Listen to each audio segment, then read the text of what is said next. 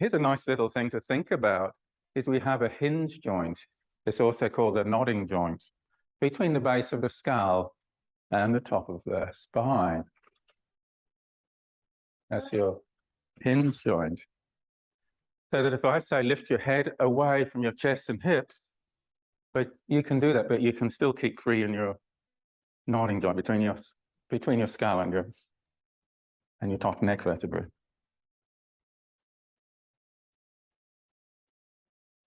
Down and up.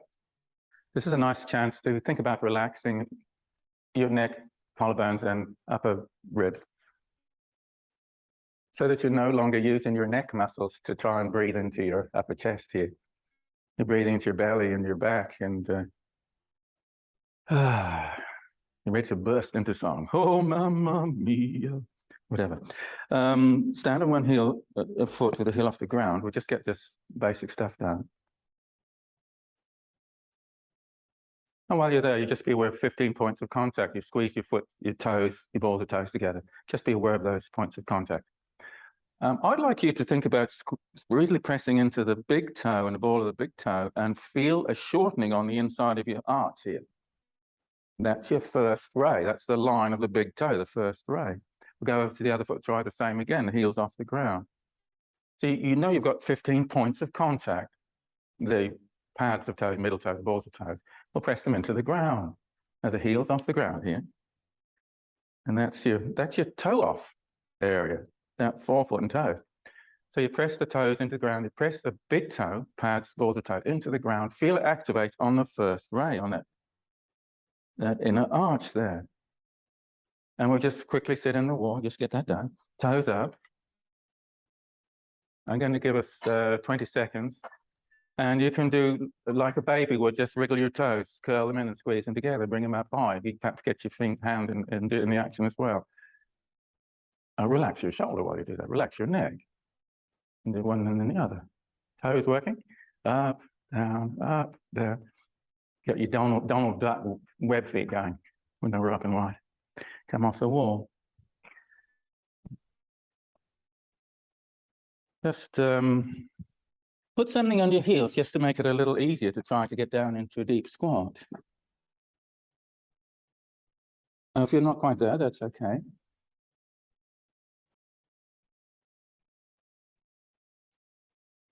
This is one of those culturally defined movement patterns. If we did it every day, we would be a lot less likely to, we'd rebalance our hip joints, so we'd be less likely to need a hip replacement. How are we doing? This is not too bad. So supposing that doesn't work too well for you, well, you can just keep a nice straight back and just straight elbows, and you can just make the same sort of shape.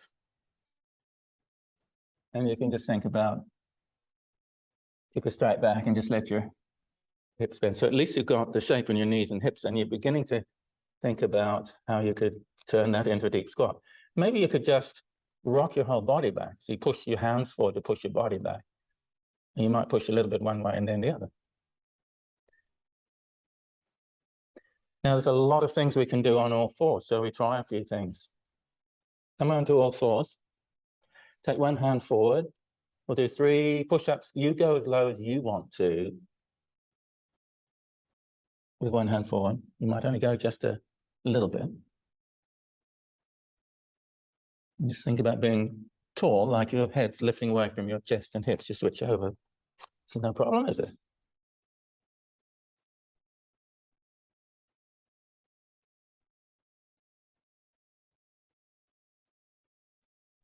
Take both hands forward, point your toes back, make a puppy pose. And if your hips and knees will permit, just roll side to side. So then maybe if we were to try a deep squat now, we're getting a little closer to it. You can have your knees a little bit wide. That's a nice place that puts the ball deep in the socket where it's not, where it's going to be nice and safe. And you just let your hips rock side to side. You can have your hips up a bit and still do it. Just rock a little side to side.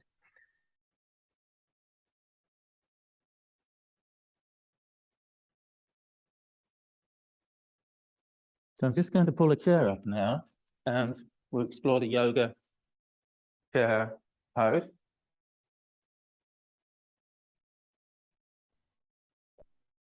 Well, you know about sitting down into the chair with the knees slightly wide. There you go. There it is now. Your arms are up. You can't use your shoulder girdle to breathe because the arms have locked it out. So you can only breathe into where? Just breathe in. Where does the breath go? Like the lower 2/3 of the body, perhaps? And the neck relaxes and the head lengthens away from the chest and the hips. I like to slowly, like count of 5. 1, 2, just low into the chair. 3, 4, 5. Did we land gently? Like an Apollo moon mission, did we land gently?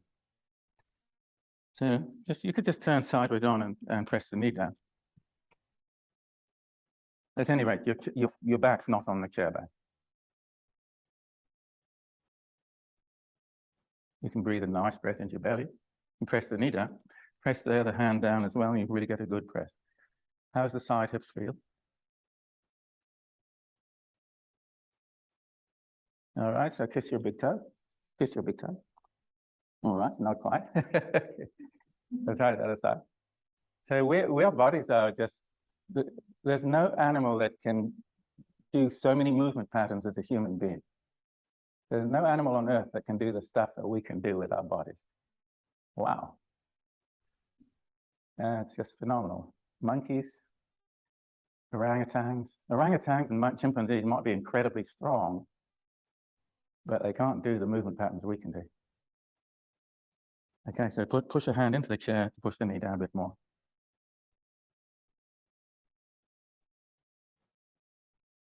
Okay, we come on up. Just going to go into a Galahad pattern. Just looking at this foot here. Can you do a caterpillar action like that? Yep, caterpillar. Who's got the most flexible caterpillar foot? They're pretty good. We're getting pretty good now. How many monkeys and chimps and rats and cats have you seen doing that? Good on you. All right, full side parties, anybody? Yeah, everyone's trying to look cool on a full side party. Well, you just got to break the ice a little. Okay, so just coming back to the foot. So we know about pressing into the front of the foot, the forefoot and the toes, but how about activating the first ray, the big toe and the bones behind? So you take your big toe and your ball of your toe, press it into the ground. If you watch your foot, what happens? Press the big toe in. Do you see the rest of the foot activating? Do you see your foot growing shorter? And if you watch your foot arch, did it lift? So just press that ball of big toe and let the rest of the foot follow and just engage as well.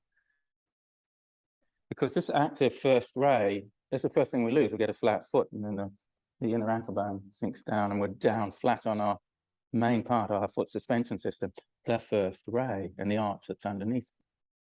So we can take that first ray, and I'm just going to grab a toe off. It's really important that you got that first ray working a toe off. You can join me here. So toe off, okay, that's toe off, right? We're working that movement there. Well, first off, just up and down the heels lifting, and you put some weight on your back foot so you know you've got some weight there. All right, so as you're just lifting up and down, you just let your shoulders relax, so just listen to what's happening. So you're pressing all the 15 points of contact of the front of the foot and the toes. But now think about you going up and down. Just press into the big toe and the ball of the big toe, push it into the ground, and you feel your inner ankle area activated. And did you feel like it just makes you more buoyant? You just got to push like springs up on that. So you activate, you push through your big toe and your ball of big toe, and the first ray is shortening and lifting and activating. Yeah, and we'll just go to the other side, similar thing. First ray, you just up and down to start with. Let your toe off. Nice and relaxed, you're not worried about anything particular. But now you take your front of your foot, the 15 points, and you know they're there pressing the ground. Now, big toe, ball of big toe, press it in. Press the ball of big toe in. Even when you're going up and down, I want the weight towards the back. And press into the ball of the big toe. You feel the rest of the foot, forefoot and toes working. And before you know it, that's really powerful. And that's going to block any nasty inward twist of your knee, inward rotation of your knee. You got a flat foot and you're going up and down like, knee Ouch, it's going to hurt your knee, right? If you try it, you'll know what I mean. All right, so we're ready to try a toe off. Pushing through the ball of the big toe, the foot shortens. Maybe the knee goes out a little bit. Not too much, I hope. And that's okay. That's quite a good move. You feel the power of that, pushing out of the big toe and the first row, just all fired up and activated. Just about launch yourself out of that. Try the other side. You can see, so up and down. You press the toe and the ball of the big toe. You feel it, the muscles working on the inside of the foot and the ankle. Now we're doing, just keep the weight towards the back. You're working the back. Even when you're lowering your heel, you've got weight pushing it down, body weight pushing it down. And you're working that first ray. The weight should be back. You should not be rocking forward. Not like this. It's like that. Just keep the weight back. So you're not, even when you're lowering, you're pressing into the big toe. All right, so yes. You should not be rocking forward and backwards. Keep the weight towards the back. Let your front knee bend as you go down. And press the big toe and ball the big toe. Just another 10 seconds or so. And front knee bends as you go down. The front knee bends as you go down. And now your weight's on the back. And you're pressing on that back foot as you lower. That's going to really turn on the coordination and control, because smooth lowering really calibrates the nerves and muscles in the movement. I'm going to just bring some things out to the mat. You never know what we might not use. Let's take this infinitely variable body and make some movement happen. Just a simple Pilates 100. Now, when you're with me, we'll just change some of the arm actions and so on. So, okay, here we go. 10 seconds with both arms out the side. Pump, pump, pump. And you can feel it's quite a different feel one side to the other. All right, we'll put another little challenge and take a leg out the side and take your arms and point to the ceiling, and you're pumping towards the ceiling. Take a leg out the side. Okay, not so much pumping as arms moving. All right, so take the other leg out the side. See, we're just taking the 100 and we're taking it into different movement. You still like to be tall and your head lifting away from your chest and shoulders. The roll up, I just cue a standard roll up, arms behind, arms up, head up, just roll up. Take your toes towards you and spread them wide. Can you get your fingers over your toes? Could you play your toes like piano keys? Can you reach over the top of them and bring them towards you? All right, so now you've got some choices. You could take a single leg assist. Now you think about how you like to do this. Single legged assist. You can have two knees, point your toes, press your shins forward, and the body works out how to rock. But I like for you to make a nice horseshoe shape and bring your toes towards you and wide and just reach over. Any other styles? You just carry on and think about how you would like to make a roll-up that's really smooth. You could do this.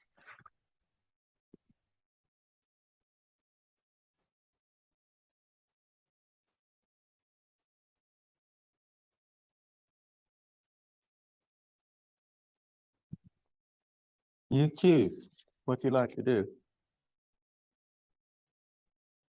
When I say you choose, this is how I ask the class what works for them. And it's when I really start learning, because the time you learn is when you look and listen.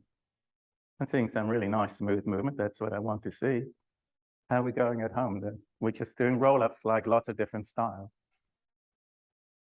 Yeah, and this is really nice. You just pull your toes towards you, and that facilitates the stretch, just reaching up and over. All right, so rolling up. We can use the shoulder shrug, and elbow version. Just get yourself up and then just like sit up in bed. We'll just say it again: shoulder shrug and elbow push. And just seeing how we're going. The roll-up is, some bodies are configured for roll-ups and it's easy, and some are not. And so it's just nice to explore, as long as you got lengthening and smooth movements, and you're finding something comfortable that you say, yeah, I don't mind doing that every day. Yes, that's good. That's what I want. Okay, so single leg circles, just a leg to the ceiling. And once you're there, take the leg across the body. Just enjoy that feel of a little stretch. Okay, leg across the body, send it forward and around. Let's see 6 times, around and around. Who's counting? Right, that's right. And now turn it into an upside down pendulum. The pendulum slows as it comes to the end of the movement and turns around and comes back. And your elbows can push into the ground just to help that.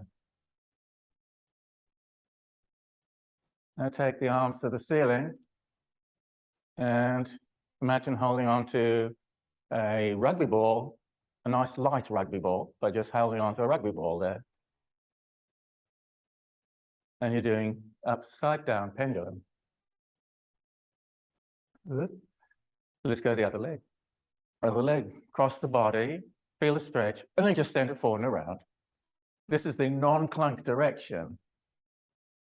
If your hip's clunking, I will hear it and I'll know you're going the wrong way.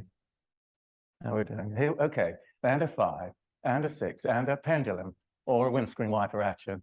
But it's a slow movement as you come to the end and change direction. Because we're learning control and coordination, we don't want jerking and jarring. Smooth movement and slowing the acceleration and turning around the other way. And that really programs up your neural control. We want good control of the hip muscles. Can you picture the hip muscles? They're lengthening on one side and shortening on the other, and they're developing superb control over a wide range of movement. And we'll just come into a bridge action. Have your knees and feet touching. And as you go into the bridge, keep your knees close together. Curl your tailbone up, curl your hips up, and just come on up. I just want 3 of each, 3 circles. Cross the body, forward and around. Keep your hips high. I'm doing sort of roller coaster side. Now, side to side, like a tick, tock, tick, tock, tick, tock. Other arm, other leg, circles across the body. And just get used to that. Then send it forward and around once. Just 3 times. Okay, is that 3 or is it another one? Okay, and side to side. Tick, tock, tick, tock. You still got your base of skull lifting away from your chest and your hips. A bit longer. And we'll come on out. Let's come up to the double leg stretch. Can you put your knees around your nose? Or just whatever you can do. So take the legs out long. 5, 4, 3, 2, 1. Hug your knees in. Now release one leg, just put it on the ground. And just send one leg out like it's half a double leg stretch. And you can just hug it in. Maybe you can just take that knee up to about the collar, to the point of your shoulder, and explore how much more stretch you can get with the knee going wider. Can you tuck your knee under your armpit? See if it'll go. Just about can get there, I think. That's got to be one of the original goofy Pilates movements. All right, so we're taking this double stretch and leg stretch, turn it into half one. So one foot's on the ground, but the other one, just hug it in and send the leg long. Now, can you get that knee up under your armpit?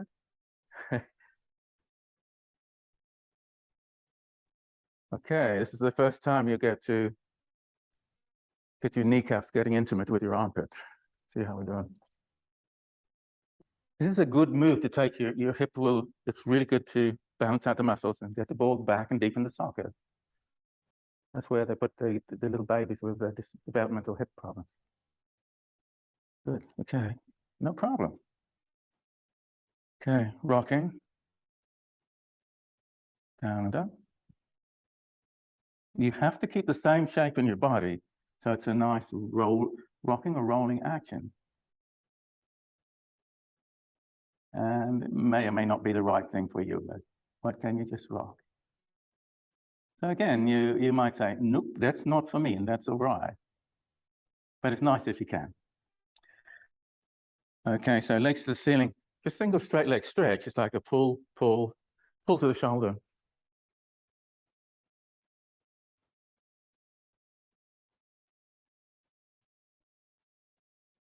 Okay, so just grab one foot and just see if you can wrap your fingers around that first ray. Can you get your hand around that? Oh yeah, first ray. We were using that before for toe off. Can you just touch that and just, oh yeah, first ray. Big toe, ball of big toe, the big bones of the high side of the arch of the foot. Oh yeah, okay. So just moonwalk now. Now take your big toe and your ball of big toe and push them up to the ceiling. Actually, just push your ball of your big toe up. Your toes might come towards you, that might work. Okay, nice, nice. Really nice foot shape.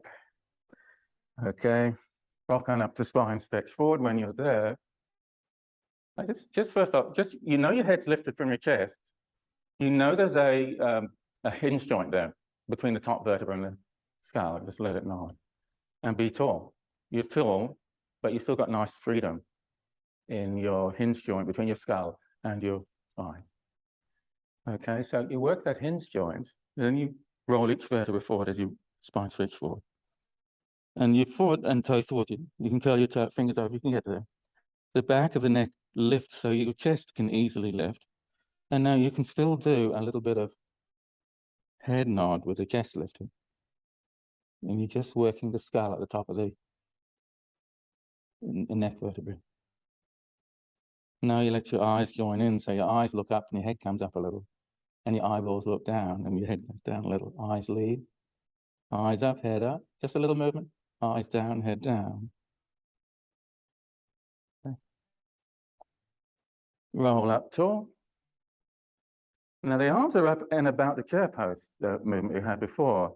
Try breathing into your body, and where does the breath go? You might try to breathe, use your neck muscles to pull up your upper ribs in front, but don't. Just let it be a belly breath. And if you can fill the back ribs a little, they'll look good. Legs wide. Now you know what to do with a saw. We can take the hand, just stretch them back. And take your toes back as well, so the fingers and toes are the same. And then if you've got your handshake to saw your pinky toe off with, twist of the body. Now you can look up under your eyebrows, twist the body. Okay. And so this is a very muscular sort of thing. Your back's lifted, your neck's lifted a little. All right, so we keep that sawing action going, but let's just use a hand support, and we can go that action a lot more. Like that's a really big, like that's a big fish swimming towards your toe now. See, with that support, there's less load on the body, and you can actually make it a huge range of movements. You can look up under your eyebrows and you can really watch that steering towards like a guided missile to your pinky toe there and back again and send it out. Remember those exoset missiles? That was old tech. Try the other side. Now you might well find, if you're like me, one side's a lot stiffer than the other. At all times, you just think about the head lifting away from the chest and the hips. And so you're nice and tall.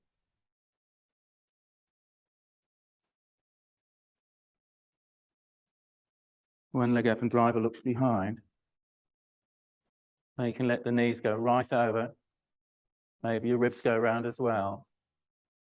Keep your gaze at eye height, come around the other side. Just position it so you really work out how to be tall and comfortably look out the back window of the car. Everything goes around. Your body's like a drinking straw with multiple elbow joints. You know those drinking straws?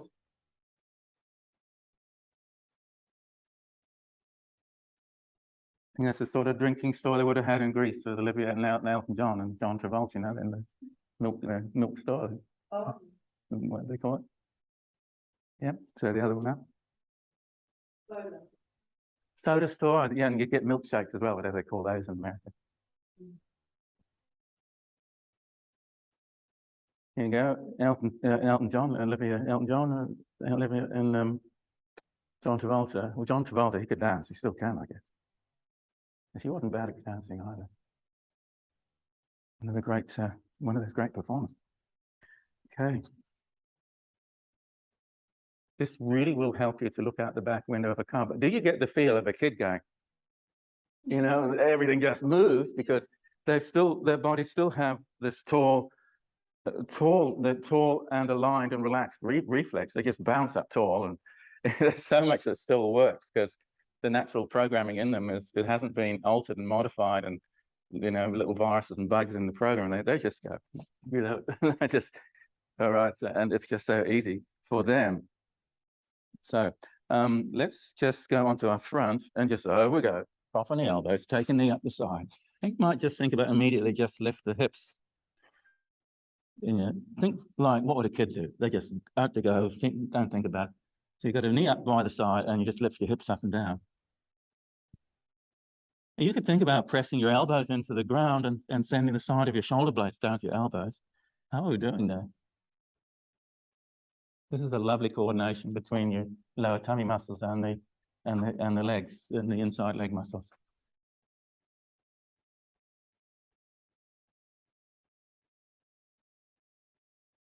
And we could just relax there and let the tummy hang down. And this is like, is this something kids would do? I think so. They just, you know, chill out. We take the knee up the other side. And do you enjoy that inside leg stretch? No? Okay. Nevertheless, I think it's a pretty safe movement, I think. It's not overloading, I hope. If it doesn't feel right for you, you can, yeah. Right, so the replacement one's all right. And the other's a bit tight. Okay, so it's a chance to explore how to make it comfortable. I think that might be a way to look at it if we've got a slightly arthritic hip.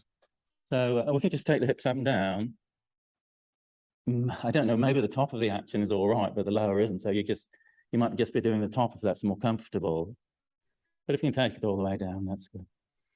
So we've got a supportive action from that bent knee side, and we've got quite a bit of shortening and lengthening in the front of the long leg side. It's quite different, but both sides are getting a workout. It's good to have this sideways movement and sideways twists. We can't do it because usually everything's moving forward and backwards. We never usually have legs out the side, little twists going on. It's good to do it.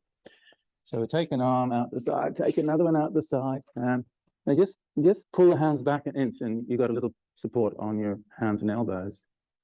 And kick, kick, single leg kick, baby style. We're making it super easy. And now we'll make it a little more interesting. One arm behind, lift the arm, push yourself a little bit higher so that your ribs are knitting together at the back. Just get that. Okay. Kick, kick, kick, kick, kick, kick. Very dynamic. Switch the arms over. So you take that arm in front and just push yourself a little bit higher. And the other leg, just bend the knee, kick, kick, kick. Can you keep your neck relaxed and the base of your skull just still soft and lifting from your chest?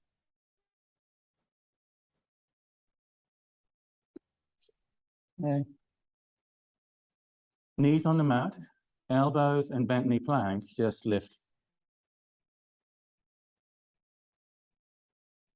Kick, kick, just have both legs up. Kick, kick, and kick, kick. That way our kneecaps are off the ground if we have them. There, that's good. So your tummy's you can feel your tummy's flattening and working there just to hold it together. Yeah, it's a good feel, isn't it? It just does it, just knows to do it. Okay, so just the simple old dart. There we go. This could be Superman flying around tall buildings and looking in the skyscraper windows at the office workers. So, okay, take your eyeballs and look to the right, maybe your right shoulder lifts, and eyeballs look to the left, left shoulder lifts. Don't lift too high, but feel the ribs knitting together to look left and right. And let the eyeballs lead. Don't lift too high. We're not trying to crunch into back vertebrae. Okay. Now we're going to come up to seated and do a knee to opposite breast stretch. Can we do it smoothly? So hip replacement, you either don't do it on that side or you do it very gently, but just hug in. And every time a thigh is close to your chest, it's very easy to feel a balloon-like breath into your belly. Now, because our shoulder girdle is doing something, you can't really use your shoulder girdle to breathe. So you can, I know, but it's harder if you breathe in and try to breathe by lifting your collarbones. It's not so easy. So just keep your shoulders down and hug in, and then breathe into the belly. You might feel a nice breath happening into those lower back ribs. And shoulders down.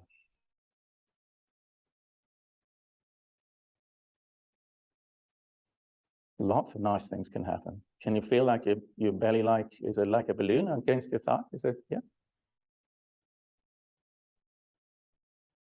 Like getting the coordinated diaphragm breath. Well, the first thing is, your belly expands like a balloon.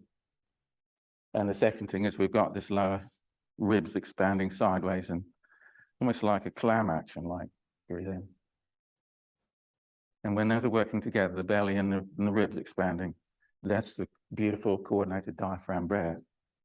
So often they'll say, breathe into your belly, that's a diaphragmatic breath. And it is, but it's only half the breath because we can anchor the diaphragm. The diaphragm's an upside down muscular bowl with the rim attached to the lower ribs.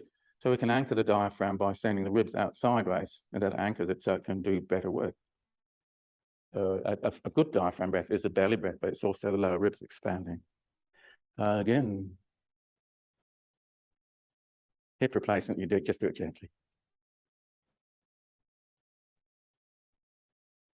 We'll transition into classic side lie, prop the hand on the head on the hand and elbow. And you just go down and the feet are just in front of the mat. Now, you can encourage the ribs to go down and look for some stretch around that ribs and armpit area. And you can give a little support here. So now there's not too much load on your neck because the ribs are sinking. Front and back kick. Let's just do 3 of each and just see where it goes. And back, front and back. Can you squeeze through first ray? Like, you remember that? Curl your toe in and really pull it into the heel. Toes forward, first ray back. Did that activate your whole leg? Up and down. You see this ankle movement? Well, that's sort of working first ray too. Just make the foot look up to the ceiling, like if there's a face on your ball or toe, make it look up. Make it look up to go up. Make it look down to come down. How flexible is your foot? All right, so let's see now. Have the elbow like that. So the hand, you can do that. Now do the same with your foot, just like that, or like that. So the foot and the hand are moving together. Can you make them move? Yes, yes. Looks like this cue is sort of helping a bit to get that ankle roll going. I'm finding when I roll up, the leg wants to go up with it. Are you finding that? I guess that it's part of the way we're wired. All right. How's the side hip? It probably needs a little break by now. No, we're good. We're good. Just how good we are at coordinating now. Just think about being long through your body, but just there's a string between your knee and your fingers and lower and front. Now, this is a little challenge, probably. You might say, I'll only go the half first of that curve and just back to the feet.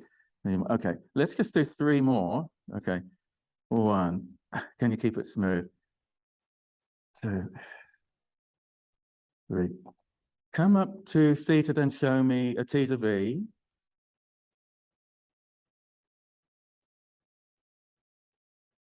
This is our transition. Classic side kicks, prop on the elbow and hand. And just see if you can get the ribs down close to the mat. You feel a little less load on the side of the neck. Legs forward a little, feet in front of the mat. So the front and back kick. Forward and back. So you can work that first ray, remember, like the big toe and the bones behind it. Toes, big toe all the way up, big toe curled all the way under, forward and back, and feel like it's just energizing the leg to move a bit more strongly. For the up and down, we're just doing this. If there's a smiley face on your sole of your foot, it's looking up and then it's looking down. So we take the foot, and the hand can do it as well. Look up to go up, look down to go down, look up with the foot, look down, look up, look down. And you could just, yeah. Wow. Okay, we're going into a netball game with super agile feet now. So we're just making that. But if we're in basketball, we're dribbling that ball all over the place. Ew. Okay, so just up and down now, and just up. And foot looks down to go down, the foot looks up to go up. And take a little break. So we've got our sort of rainbow action. The leg lifts up in a rainbow and touches in front, and then back.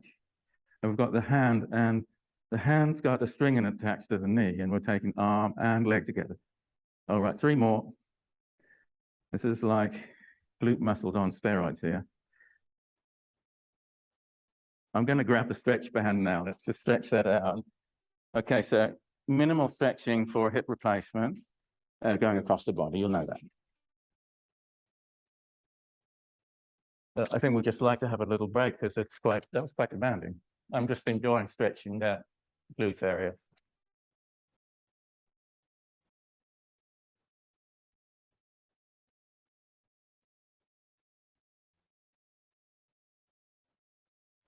You think about pulling the foot towards the wall behind, and you can take that quite slowly.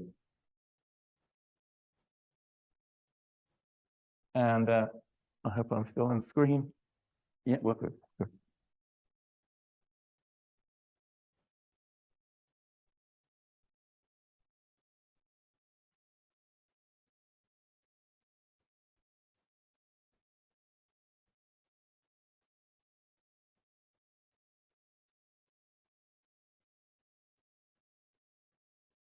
Keep going.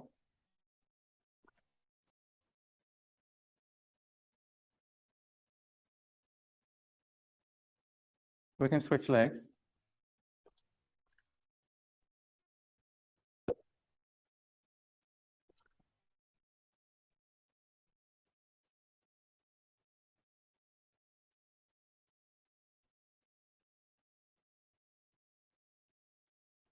Pull the foot to the wall behind. Keep going. Let's go.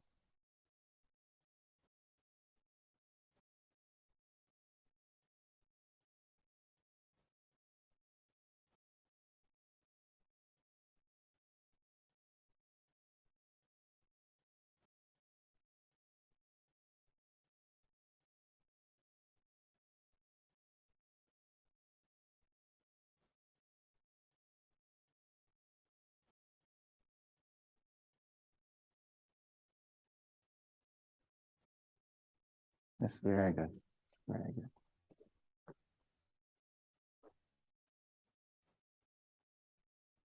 Campfire sitting.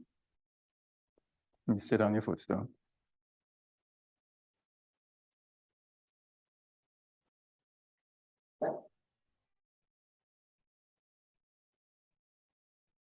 We had that yoga chair sit pose. Just lift your arms up and push into your heels.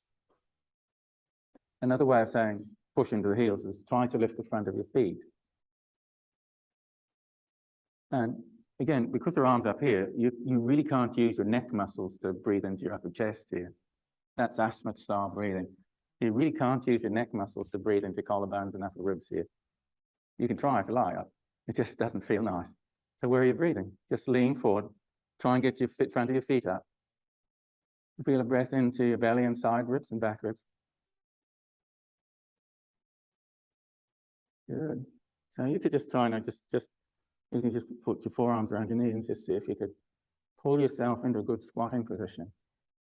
And before you know it, will have your balance. Your joints are just working into the position that you just about could take the footstool out. Okay, push into the back of your heels and try to lift the front of your feet. You get the shin muscles working. I'm going to go into a footstool mermaid. As we go into mermaid Z sitting on the footstool. And if your knee doesn't let you do it, we'll just take it in front or one or both. And one sit bone, well, the sit bone by the ankle might be lifted a bit to see if we can take it down. Whichever sit bone wants to come up, just ask it to stay down. The head's lifted from the chest, from the hips, just lifting. And you can touch down and just try and, there we go.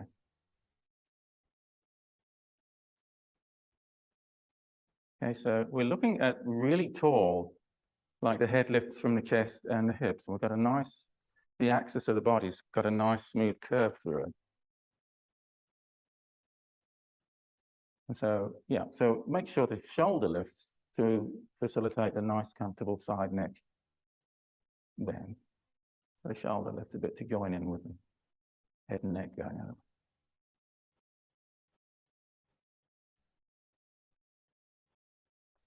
All right, so you can look at your finger and you might sort of go a little cross-eyed. So even just keep it very steady there. And you just send your head to the side, keep your nose pointed at your finger. Just got to remember the nose, homing in on your finger. And this will make a completely different sensation of neck muscle stretches to what you're used to. How are we doing with that? Okay, the nose is pointing at the finger. It's a sort of a funny movement. It's reminiscent of the kid that's checking what came out of his nose. I'm going to be fired from this guy. So nose is pointing at finger. Yes, it's coming online. I'm scaring you into it, June. It's coming online now. And you'll feel there's different stretches for the side of the neck.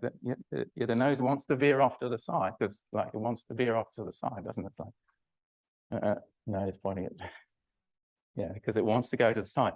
Why does it not want to look at the, because when you're forcing the nose to be in that, it finds a tight spot in your neck. You don't want to go there, is that right?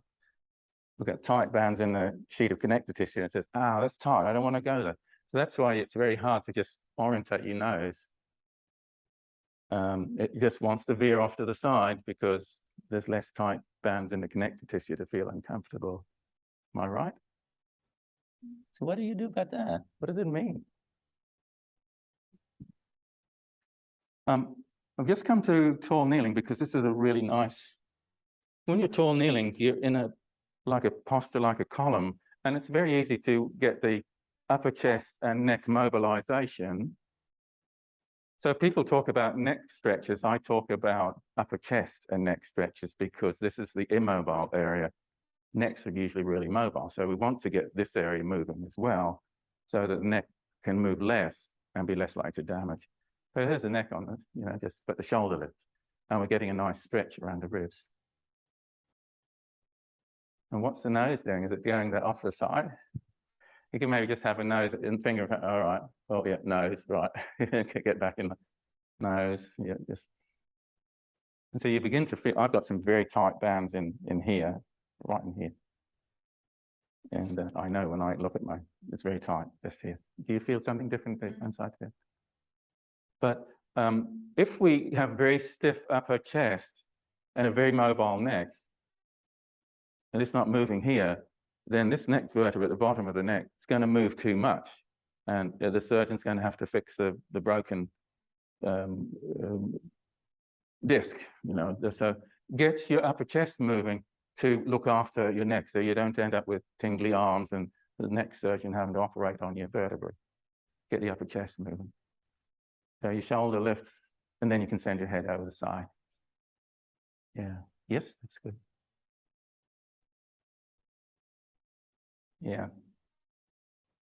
So there you go. There's amazing things we can learn.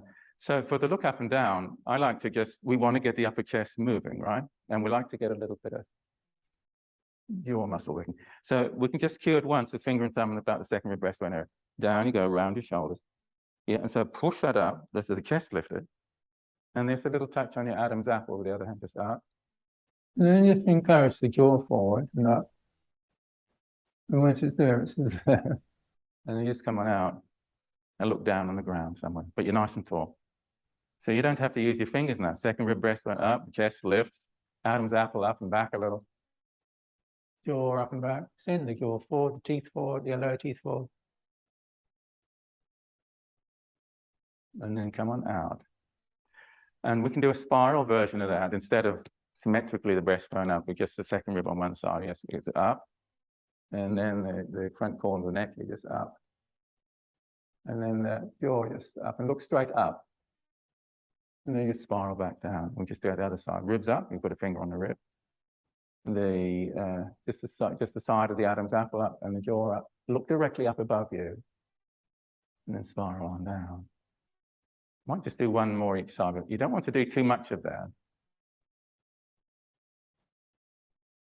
I like to share this because it's in memory of my father he had very sore side neck vertebrae because of rub spots, and that's very common. And he's got uncinate joints. Kids don't have them. Rub spots on the side of your neck vertebrae. So you just go over and the shoulder lift. And just open up the side, and that just breaks down any bony spurs trying to bridge just a little bit of a nice and tall, chest up.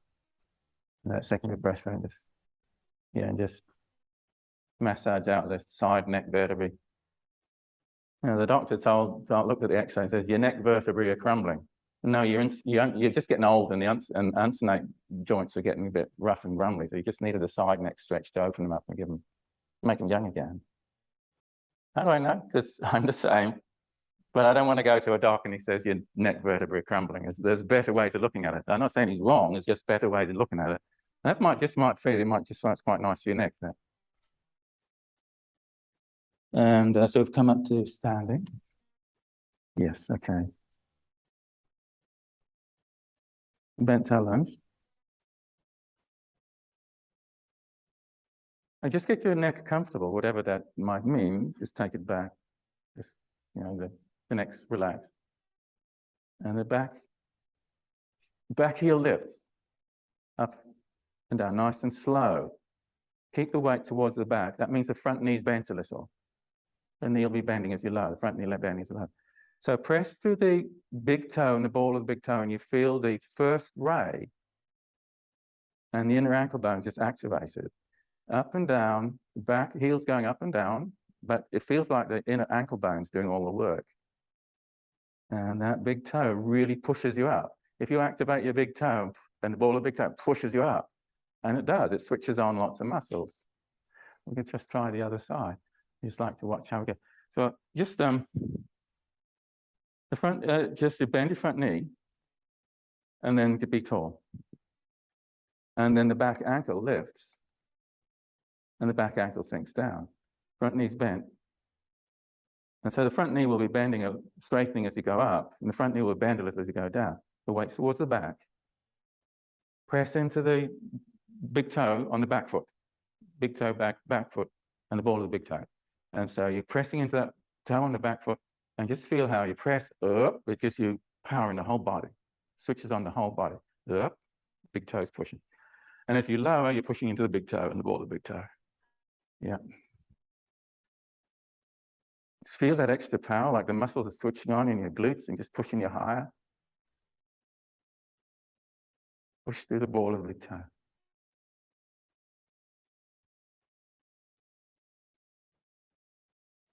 Some wonderful YouTube videos. Did it make sense? Did you feel a little more power? Just push you higher. So now as you're doing the triple jump, you'll be pushing through the first ray, the toe and the ball of the big toe. Oh, jump, jump. Something like that anyway. Yeah, or just twinkle toes, as my dad used to say. Twinkle toes. Okay.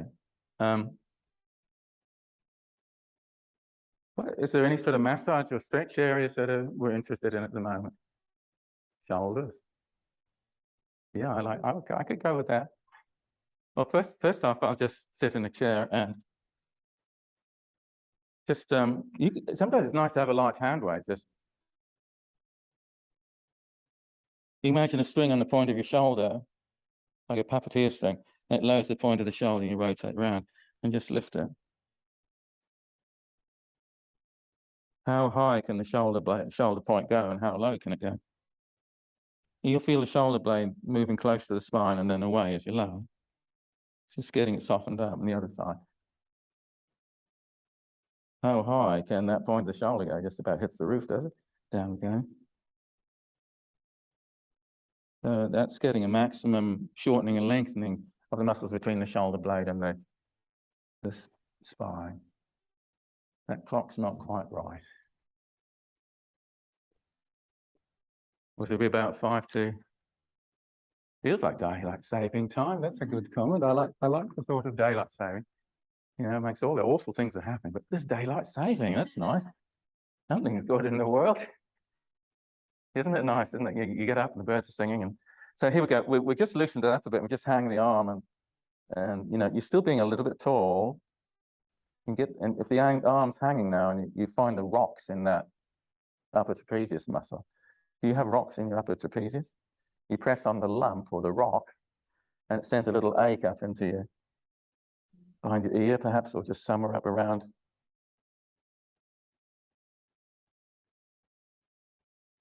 So you can see, perhaps you can see, like, we did a little mobilize on that, and now that's because there's more stretch in that muscle. It just relaxes and lengthens a bit, and it's a little easier to get into. I think also because the muscle's been moving, we turned off the pain gates. It's a little bit more comfortable, believe it or not, to press into it. So I'm really interested in what the other side's like. Let me just find the spots here. Different spots. Hang the arm.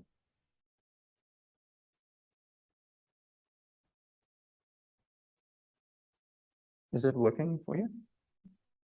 You know, one shoulder I can hook my fingers in, that works fine, but the other one, I got to use the ball on the wall. It's just different spot. So just hold the ball with 3 fingers, and we can just pop it in there. And just.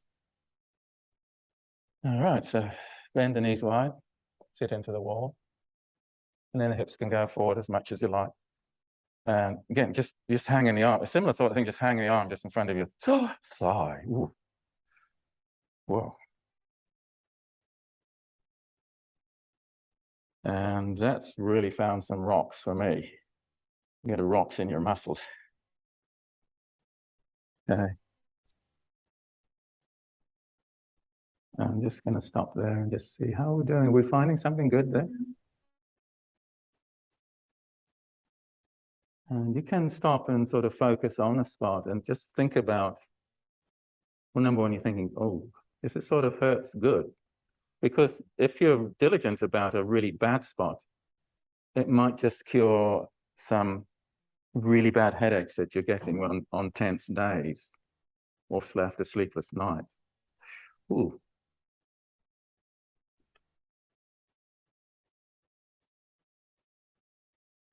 Yeah, that's